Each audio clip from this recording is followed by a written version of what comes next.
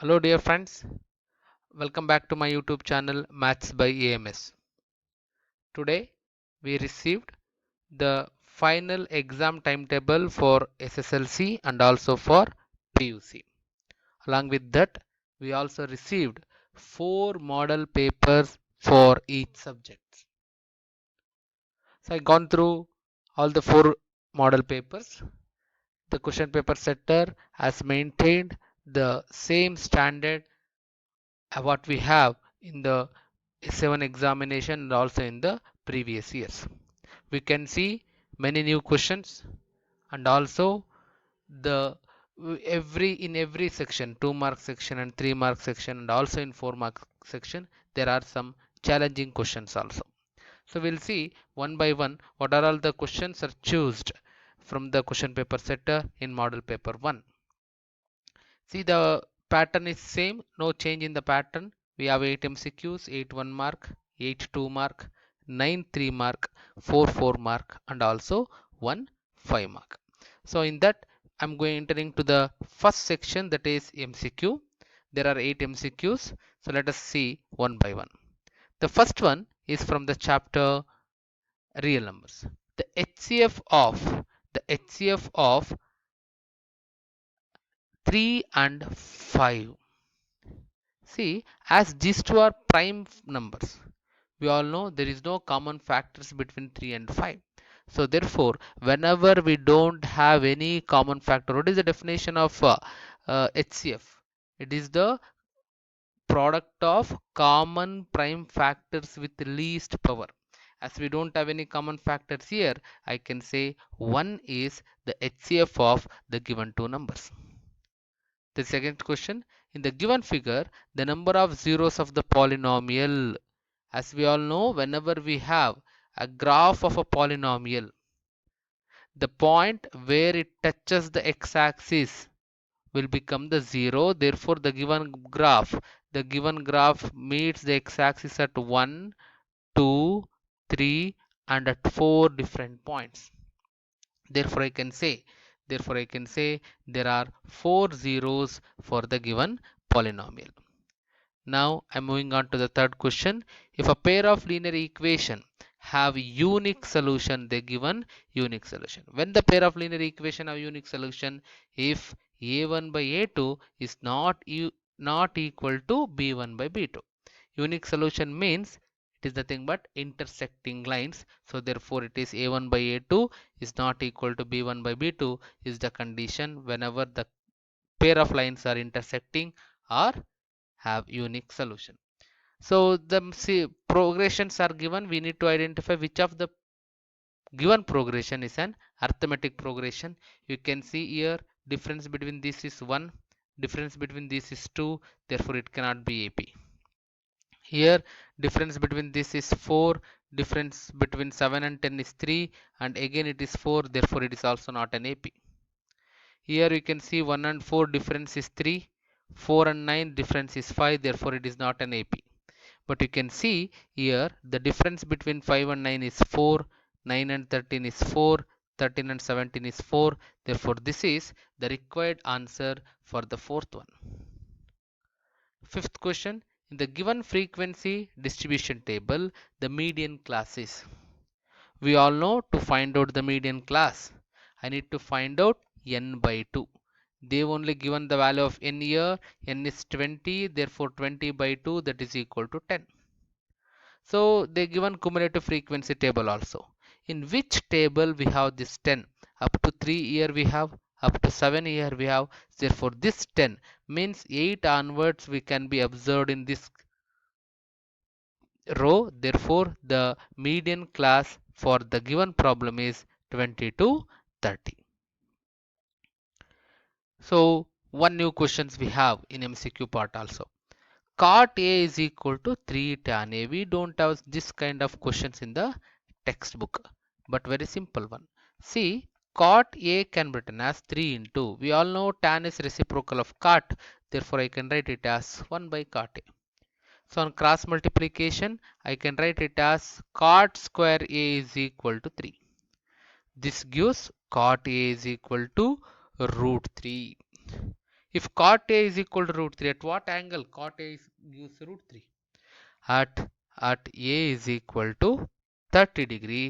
Therefore, 30 degree is the right answer for this question.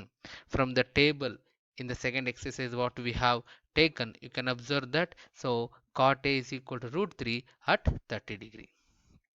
Question number 7. If we draw a perpendicular drawn from this point P of minus 4 comma 5 intersect the x-axis, that means they are drawing a perpendicular towards the x-axis, so it meets the point on Q, that means this is on x-axis, this point is on x-axis. If any point is on x-axis, then its y coordinate is 0, then its y coordinate is 0. So therefore A and D cannot be the answer. So whenever we draw perpendicular from P, so definitely that point meets the x-axis, at this point only. So y coordinate 0 and meets at minus 4, therefore the required answer is minus 4 comma 0. Next, the quadratic equation having the roots 6 and minus 1. So what is the sum of the roots? Sum of roots is equal to 6 plus minus 1, that is 5. Product is equal to 6 into minus 1, that is minus 6. We all know the formula to find out a quadratic polynomial. You can use the same formula here also. X square alpha plus beta into x plus alpha into beta, but it is an equation, therefore you have to put equal to 0. And no need to put k here as it is an equation. So this is equal to x square minus alpha plus beta is 5x minus 6 equal to 0 is the required quadratic equation. So these are the 8 different MCQs we can see in the model paper 1. Now we'll move on to the second section, that is 1 mark question. How many solution does the pair of linear equation have if they are inconsistent? If they are inconsistent, then how many solution? No solutions, or we can say 0 solutions.